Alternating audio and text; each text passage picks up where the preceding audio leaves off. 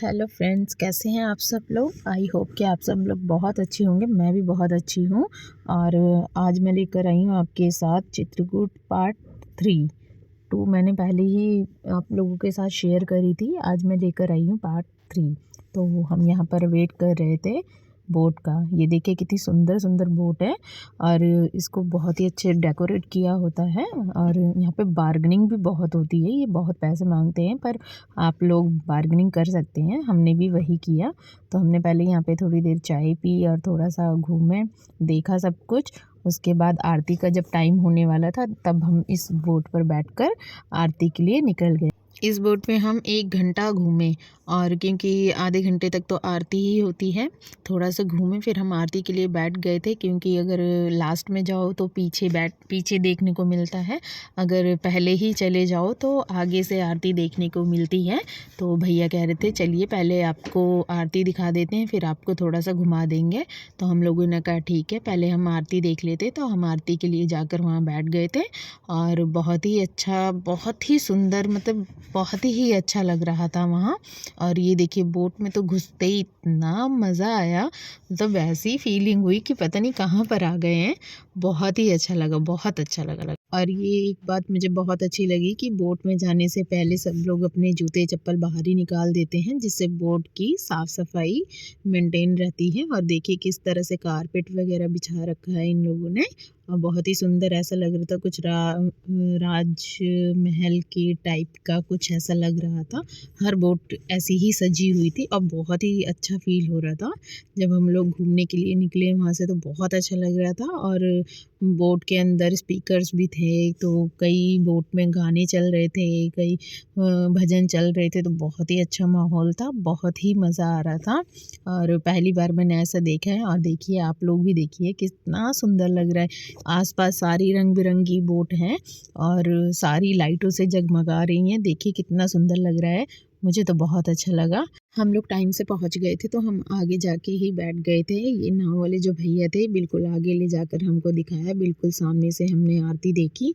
ऐसे ही धीरे धीरे कर करके बहुत सारी बोट हमारे साथ ही लग गई थी और बहुत ही सुंदर लग रहा था, बहुत मज़ा भी आ रहा था और एक अच्छा सा फील हो रहा था। और इसके बाद हम लोग आगे चले गए और आगे जाके वेट कर रहे थे। तो देखिए आपको भी दिखाते हैं कि यहाँ पे आरती किस तरह से होती है। हम लोगों ने तो वो पहले भी आरती देखी है बट यहाँ नहीं, हमने हरिद्वार में देखी है। तो सेम हर जगह एक जैसी होती है। चलिए आपको दिखाते हैं आरती।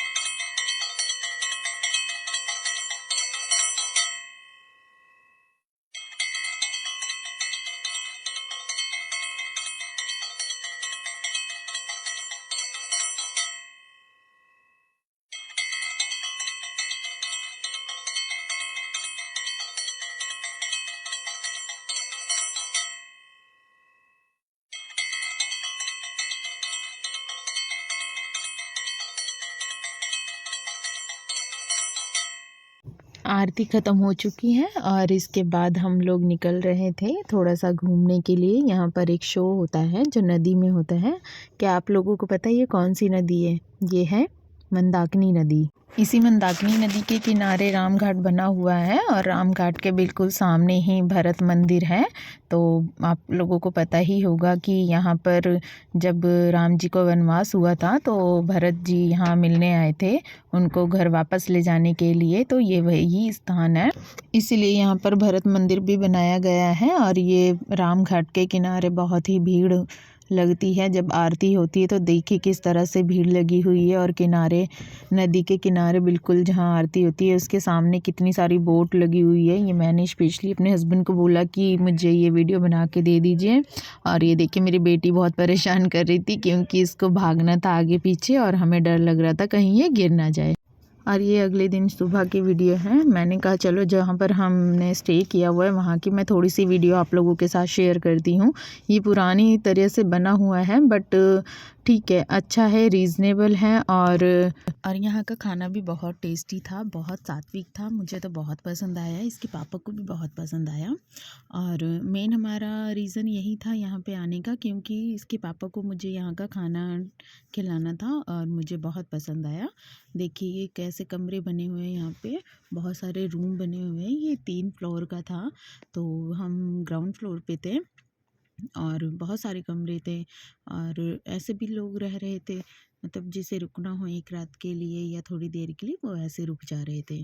तो देखिए इनको बहुत जल्दी होती है मैम को खाना खाने की, तो ये फटाफट फटाफट नीचे आई। और देखिए ये हमारा नाश्ता है, और देखिए कितना सिंपल सा नाश्ता है। अगर ऐसे ही नाश्ता रोज़ मिले तो क्या बात है। और ना कोई तेल मसाला कुछ भी नहीं, बहुत ही टेस्टी नाश्ता था। नाश्ता किया, लंच डिनर हमने तीनों ही किया है, बहुत ही टेस्टी था। और देखिए मेरी बेटी भी बहुत एक्साइटेड थी कि ये नहीं वो खाना है, और बहुत ही अच्छा था। आप लोग भी अगर चित्रकूट आते हैं तो यहीं पर आप स्टे कीजिए, यहाँ का खाना खाइए और इन्जॉय कीजिए। हमने तो बहुत इन्जॉय किया, पहली बार मैं आई थी लेकिन बहुत सारा इन्जॉय किया, खाने में भी और घूमने में भी, और बहुत ही अच्छा था।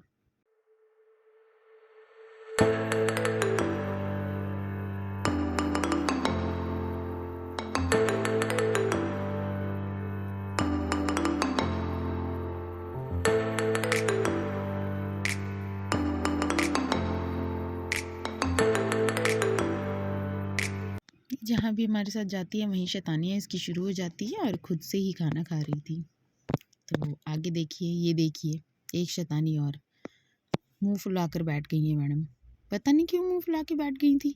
और जब हम जाने लगे हमने बुलाया, हमने कहा जल्दी आ, तो देखिए कैसे हंस के आ गई। और इसके बाद हम निकल रहे थे कामदगिरी मंदिर के नाम से, एक यहाँ पर मंदिर है, वहीं हम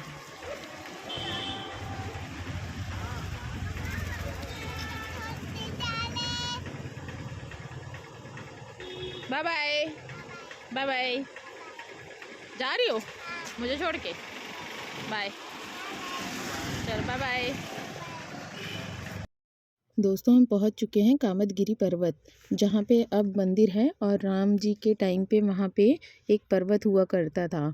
उस पर्वत को राम जी ने आशीर्वाद दिया था कि जब भी कोई आपकी पूरी परिक्रमा करेगा तो उसकी मनोकामना पूरी होगी। और ये चित्रकूट की यात्रा तभी उसकी पूरी होगी जब वो आपके दर्शन करेगा और आपकी पर्वत की परिक्रमा करेगा।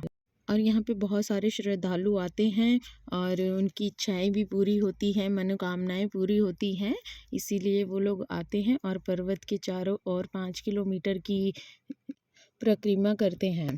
तो हमारे पास टाइम नहीं था तो हम नहीं कर पाए, लेकिन नेक्स्ट टाइम आएंगे तो हम ज़रूर करेंगे। इस बार हमारे पास टाइम बहुत कम था, इसीलिए हमने जल्दी जल्दी से दर्शन किया और हम वहाँ से निकल गए। बस देखिए आपको दिखाते हैं मंदिर के अंदर राम जी, लक्ष्मण जी, सीता जी और हनुमान जी की भी मूर्ति स्थापित हुई थी, और बहुत अच्छे से दर्शन हुए। देखिए यहाँ पे अच्छे से तिलक लगाया गया। दर्शन करने के बाद दोस्तों हम निकल चुके थे। ये रास्ते में हमने रुककर थोड़ी सी चाय पी, एक ही बार स्टे किया, और इसके बाद हम लखनऊ के लिए निकल गए। और हमारी यात्रा बहुत ही अच्छी हुई। आई होप कि आप लोग भी यहाँ जाएं और आप लोगों की यात्रा भी बहुत शुभ हो। तो प्लीज़ सब्सक्राइब करिएगा। Bye bye, take care.